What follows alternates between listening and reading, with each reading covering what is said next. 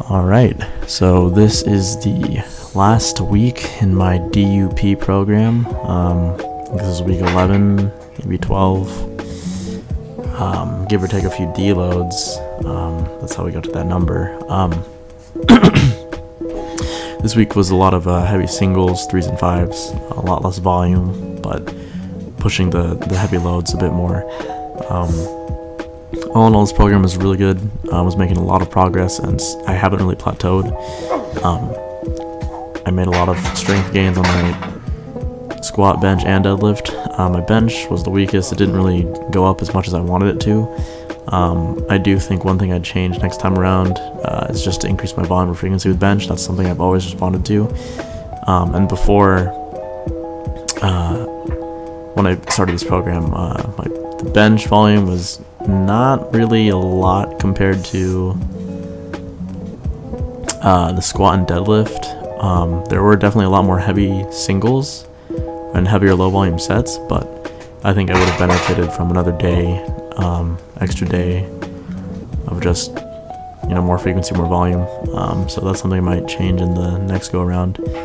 I was considering going into NSUNs. It's just like a more linear style progression of training, it keeps things simpler to keep track of too, in my opinion. That's also how I used to train before, not using NSUNs, but just a more linear, simple style of training where you just increment weights as you go on. But with DUP, you're changing and modulating how your rep and set schema, the intensities each day. So there's pros and cons to both. To me, the DUP is just a little harder to keep track of because everything's changing all the time, but because everything's changing, the stimulus is always fresh. So to me, it just helps keep the body guessing and adapting. Maybe that's why I made a lot of good progress on this. And I think it was needed because I've been plateauing a lot with linear style training programs, or maybe I just didn't program that well enough to begin with. This is by far the best I've programmed in my years of lifting. So the next video you guys will see is going to be my PR attempt week to finish off this program.